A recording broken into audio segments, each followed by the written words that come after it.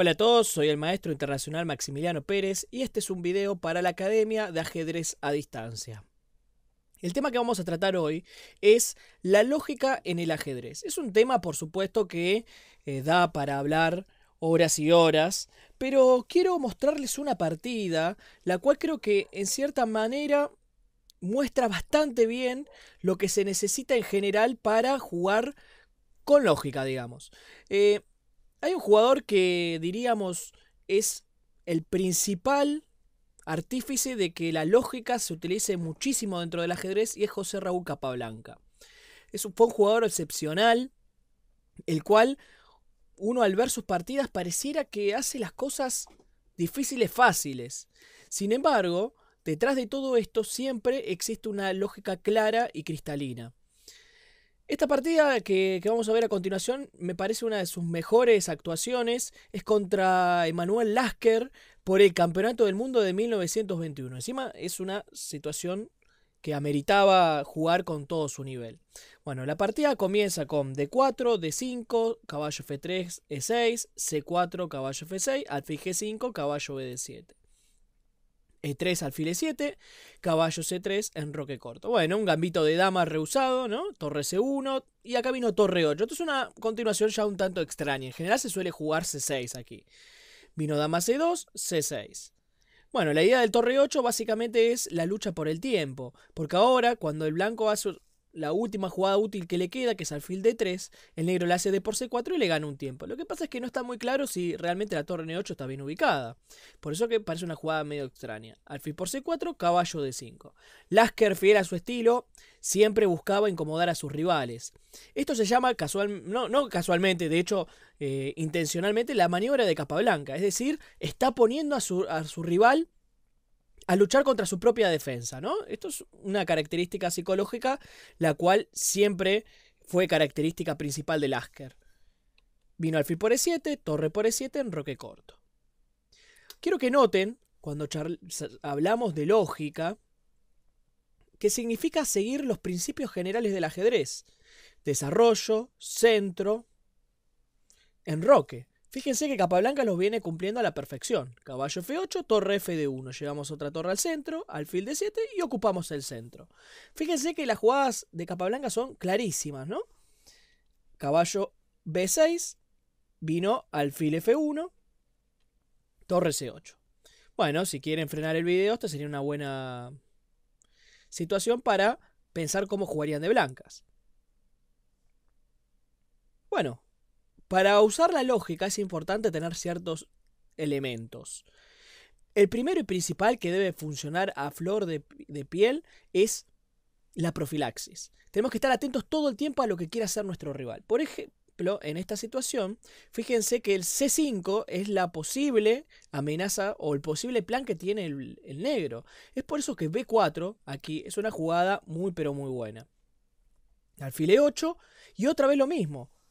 ¿Cómo pensar de manera lógica? Bueno, siempre es importante arrancar pensando en qué quiere hacer el rival. Alfil E8, qué jugada más extraña, uno podría decir. Bueno, tiene varias intenciones. Una de ellas es, por ejemplo, jugar F6 y sacar el alfil, por ejemplo, por H5. Entonces, por esta razón es que Capablanca juega dama B3. Entonces, fíjense cómo ahora el F6 hay que pensarlo dos veces, porque la dama va a estar actuando indirectamente sobre el rey negro, ¿no?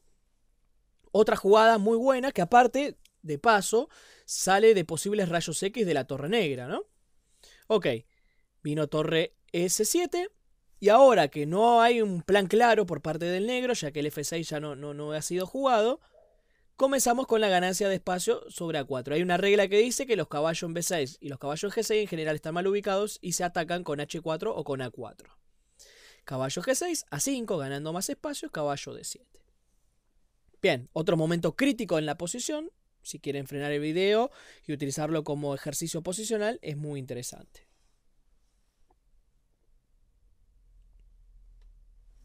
Bueno, E5, gran jugada que gana espacio, frena las intenciones del negro de en algún momento meter E5, por ejemplo.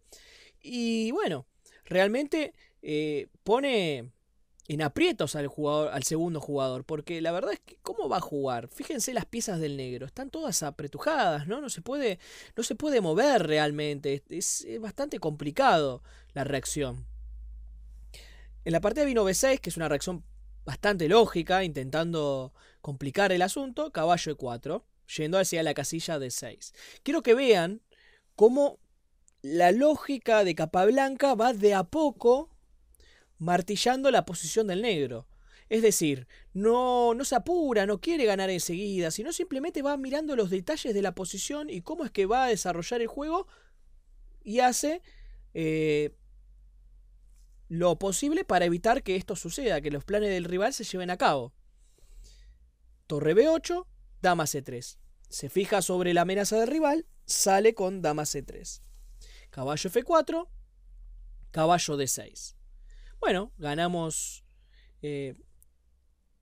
una muy buena casilla sobre D6, el caballo está instalado, el negro hace lo propio con caballo D5, pero bueno, el blanco simplemente corre la dama y claro, uno podría pensar, ok, bueno, el blanco ganó su buena casilla acá, pero el negro tiene también la suya en D5. Sin embargo, la gran pregunta es, ¿realmente vale la pena para el negro tener solo una pieza buena a cambio de todas las piezas mal ubicadas?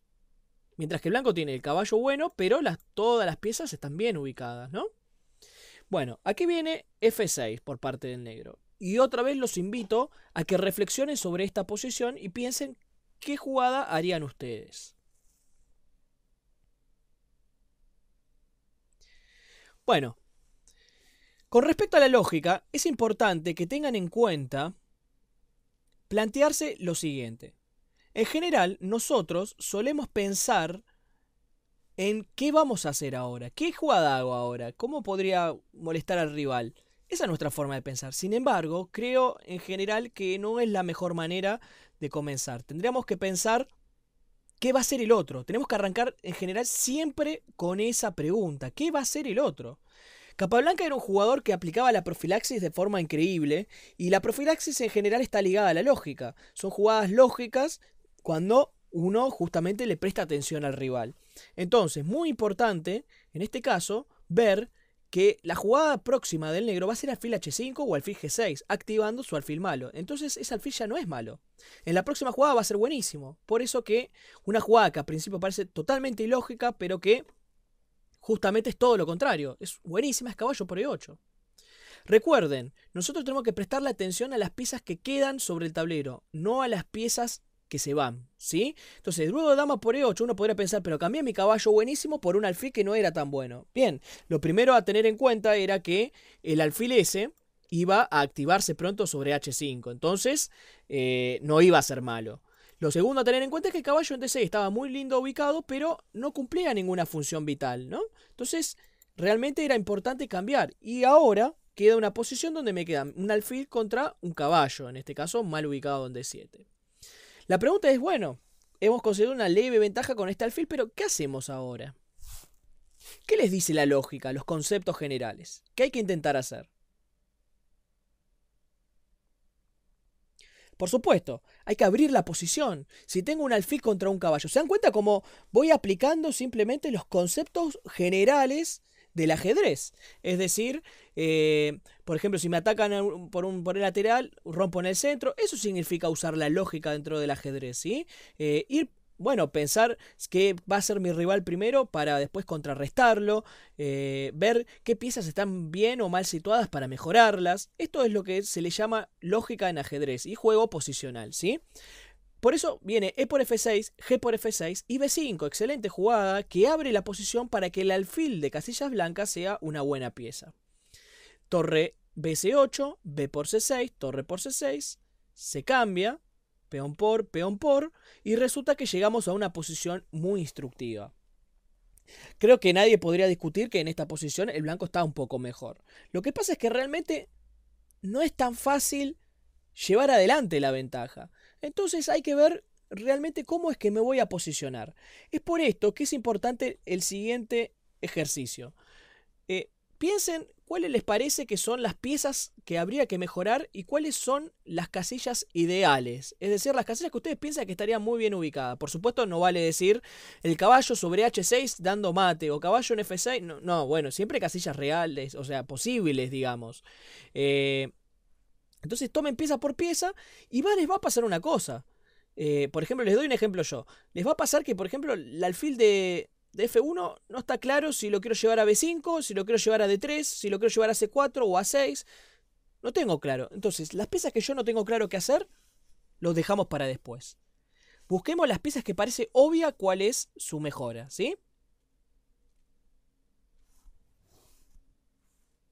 Bueno, la primera pieza que parece obvia es la torre 1. Fíjense cómo ahora comenzamos a presionar sobre las debilidades, sobre el peón de E6. Vino dama C8, la segunda pieza, que está mal ubicada, por más que esté en una casilla normal, es importante no confundir bien ubicada con normal. Porque el caballo en F3 está en una casilla normal, pero fíjense que para lo que precisa en la posición, está mal. No está cumpliendo ninguna función. El peón de F6 le está restando de movilidad. Por eso caballo de 2, muy buena jugada de mejora. Vino caballo F8, caballo E4. Ya tenemos al caballo. Dama D8. Y bueno, otro de los problemas, fíjense cómo Capablanca todo el tiempo está pensando también qué va a ser el otro, dónde puedo tener problemas. No hay un gran cálculo de variantes. No es que está calculando 5 jugadas para adelante para ir previendo a ver qué va a ser el otro. No, simplemente va viendo a medida que va pasando la partida detalles de la posición. Porque a medida que el otro se va moviendo, se va debilitando también. Entonces, acá hice una jugada que a mí me gustó bastante, que es H4. ¿Cuál es la idea? La idea principal de H4 es, primero y principal, ya no hay mata al fondo. Segundo, el caballo, probablemente el de F8, se quiere activar por G6. Bueno, H5 va a ser siempre un tema a tener en cuenta. Segundo, si el negro quisiera en algún momento jugar F5 y echar al caballo de E4, la casilla G5 ya es una posibilidad. Bien, por eso vino torre C7. Y ahora otra vez la misma pregunta de siempre. ¿El alfil de F1 o la dama en A3? ¿Cuál mejoramos? Bueno, esta pregunta siempre se contesta en general pensando en las debilidades. ¿Desde qué casilla la dama atacaría a la mayor cantidad de debilidades? Bueno, la respuesta es sobre B3, ¿no?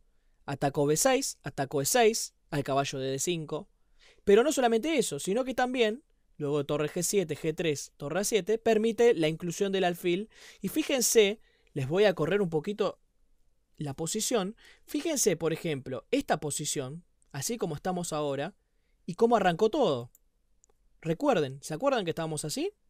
Fíjense cómo están las piezas blancas. Y ahora, ¿se nota la diferencia? Todas las piezas en sus mejores casillas, ¿sí? Por jugar de manera lógica. De hecho, es importante tener en cuenta que cuando se juega de forma lógica y las piezas están ubicadas en sus mejores casillas, tenemos que empezar a pensar en la táctica.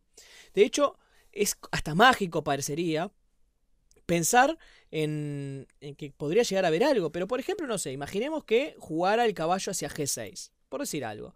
Bueno, es que la táctica ya comienza a aparecer, ¿no? Dama por D5, dama por, caballo por, y bueno, se está cayendo, se cayó un peón, ¿no? Fíjense cómo la táctica aparece al instante, ¿no? En el instante en que tengo bien acomodadas todas las piezas, mágicamente aparece un golpe táctico, ¿sí? Por eso el negro lo evita. Bueno, tenemos una nueva posición en donde hay que hacer algún tipo de maniobra, jugada, para seguir presionando la posición. ¿Qué se les ocurre?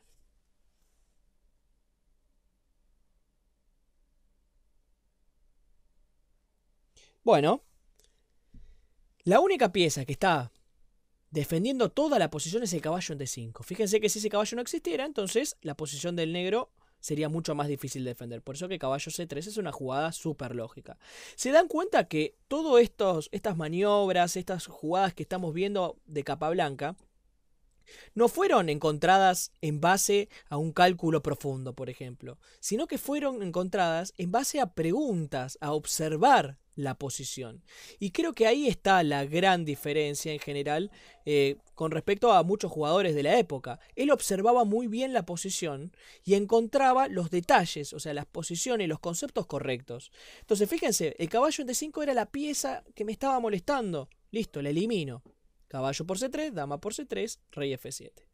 Bueno, nuevamente, sigamos acomodando nuestras piezas. ¿Dónde estaría la dama bien ubicada? Y bueno, la respuesta viene enseguida. E4. Ataco el flanco dama, donde hay un peón débil en B6. Ataco el flanco rey, donde hay un peón en H7 débil. Y ataco el centro, donde está debilitado E6 y F6. Torre A4, dama jaque, rey G6, dama C8. Una cosa importante es tener en cuenta que, porque la situación sea lógica, no amerita el cálculo, no. Es importante que en el ajedrez es todo un uno, digamos, es todo... está todo junto, ¿sí?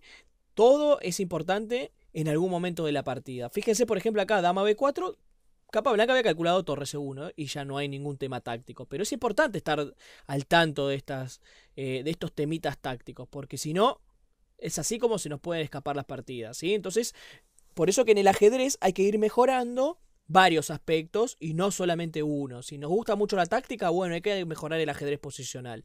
Si nos gusta mucho el ajedrez posicional, bueno, la táctica tiene que estar también. Todo va de la mano, ¿sí? Vino dama E7, alfil D3, rey H7, torre C7. Fíjense que de golpe las piezas blancas se vuelven a coordinar y se empieza a generar situaciones desfavorables para el negro. Se empieza a generar ya circunstancias feas, ¿no? Torre A1 jaque, rey G2, vino dama D6 y les dejo la última posición si quieren pensarla, frenar el video y ver cómo jugó Capablanca.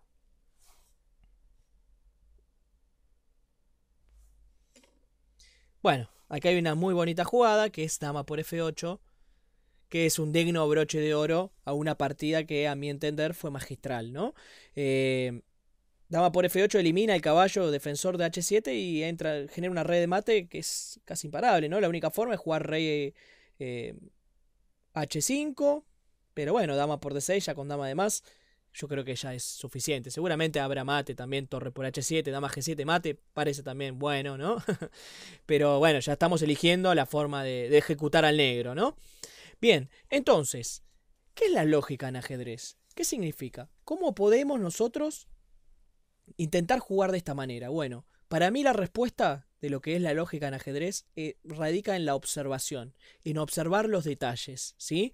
Y estar, bueno, por supuesto, lleva también un estudio de conocer conceptos al respecto, pero creo que esta partida demuestra en general cómo es que debemos llevar una partida. Es decir, tenemos que pensar en el rival, profilaxis. Fíjense que en el momento de la táctica, como por ejemplo ahora, estuvo atento en la táctica, llevó los conceptos primordiales de la apertura a cabo de forma excelente, ¿sí? No fue dogmático. ¿Qué quiere decir dogmático? Que se dejó llevar, por ejemplo, por mi caballo en D6 es buenísimo y el alfil de 8 es malo. No, sino que supo darse cuenta que ese alfil se estaba por activar y que el caballo en D6 no era tan bueno. Esos básicamente son los componentes que nos pueden ayudar a hacer una partida lógica. Pero para mí lo que tiene mayor importancia es observar la posición antes de calcular, ¿sí? Bueno, les agradezco que hayan visto este video. Les ha hablado el maestro internacional Maximiliano Pérez para la Academia de Ajedrez a Distancia. Muchas gracias.